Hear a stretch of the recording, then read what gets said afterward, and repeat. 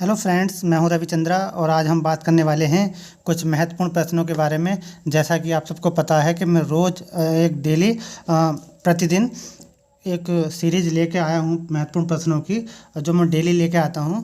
तो फ्रेंड्स देखिएगा ज़रूर इसको भी। काफ़ी महत्वपूर्ण प्रश्न हैं आने वाले एग्ज़ाम के लिए। चलिए स्टार्ट करते हैं। सबसे पहला क्वेश्चन देख लेते हैं।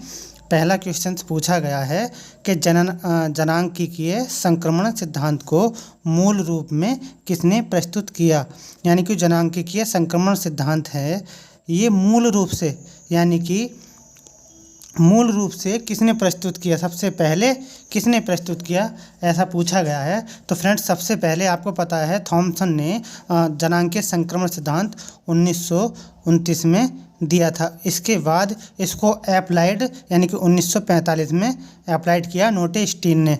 तो फ्रेंड्स इसका जो आंसर होगा वो थॉम्पसन होगा, क्योंकि जो जनांकीय संक्रमण सिद्धांत है उसको जो मूल रूप में प्रस्तुत किया था वो थॉमसन थे 1929 में। वहीं अगर नोटेस्टीन की बात करें तो इन्होंने 1945 में बाद में इसमें अप्लाइड किया था।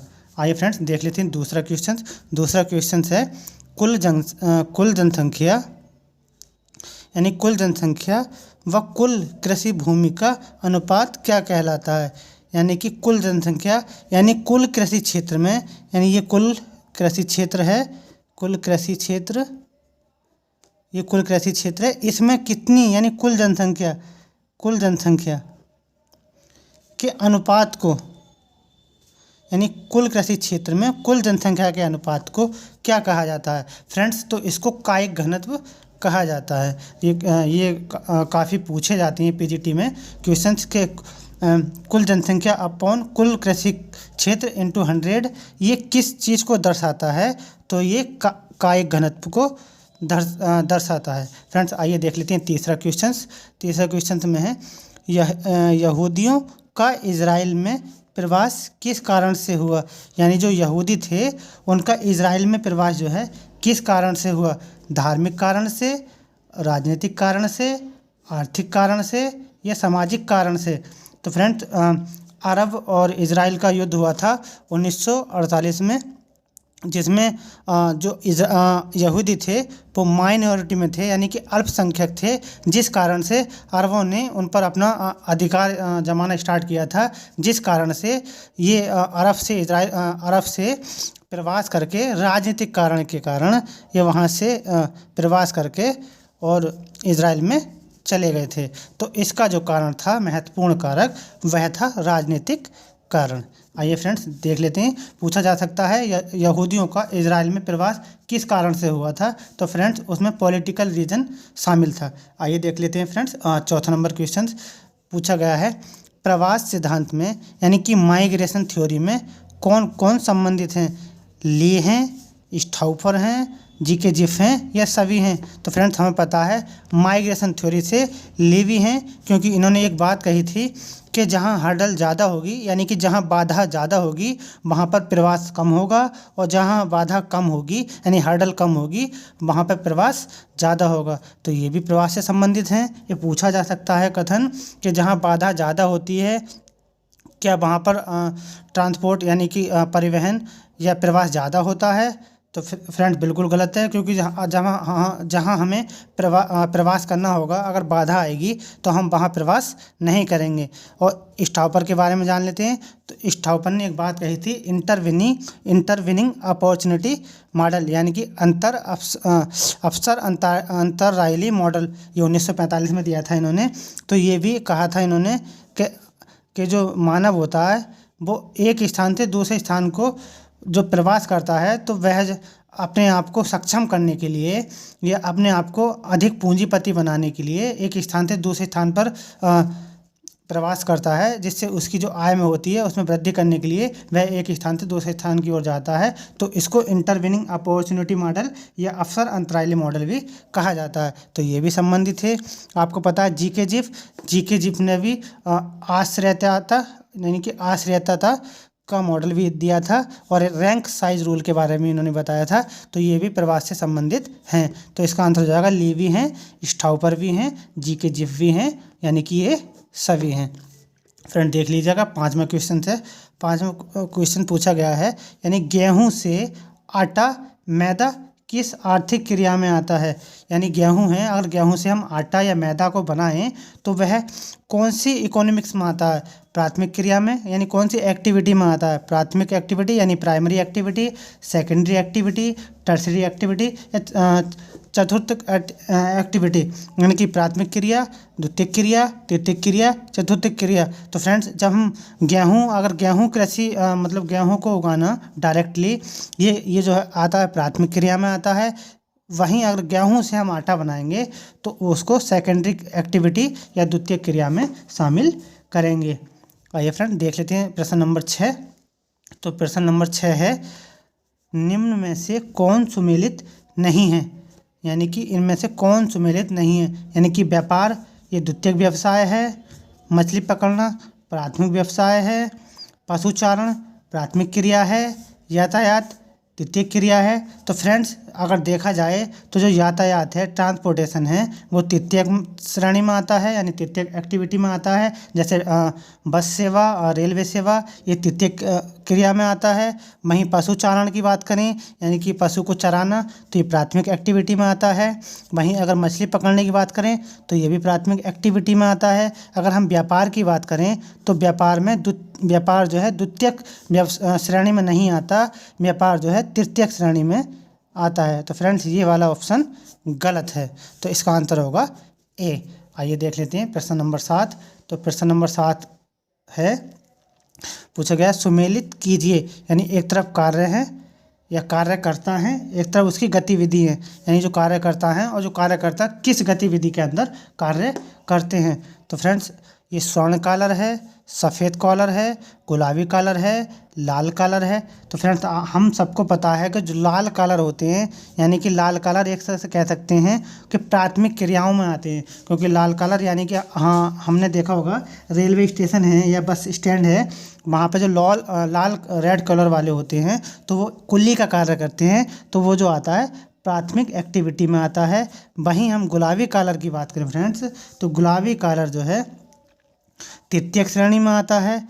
वहीं हम सफ़ेद कॉलर की बात करें फ्रेंड्स, तो वाइट कॉलर जो आता है वो चतुर्थ में आता है। वाइट कॉलर मतलब टीचिंग है, और हमारी टीचिंग है, रिसर्च है, तो ये सफ़ेद जो है चतुर्थ में आता है।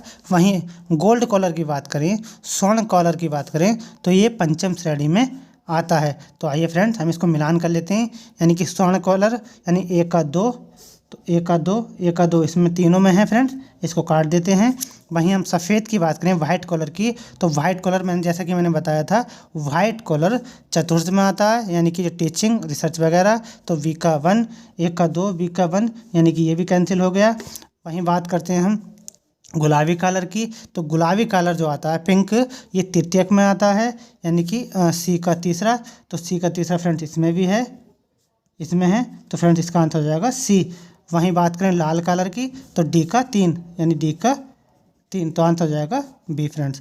देख लीजिएगा, ये इसका आंसर है। आइए देखते हैं प्रश्न नंबर 8।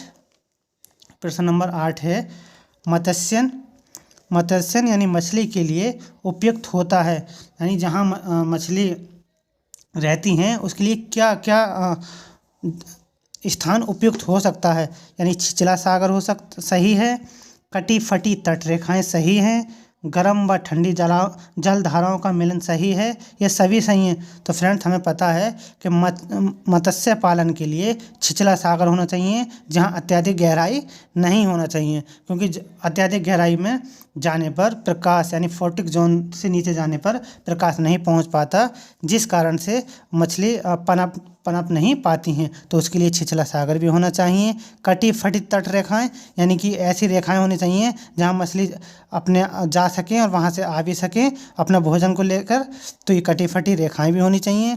वहीं हम गर्म व ठंडी जलधाराओं की मिलन की बात करें तो वो भी होना चाहिए, क्योंकि जब गर्म व ठंडी जलधाराएं आपस में मिलती हैं तो फाइटोप्लैंक्टन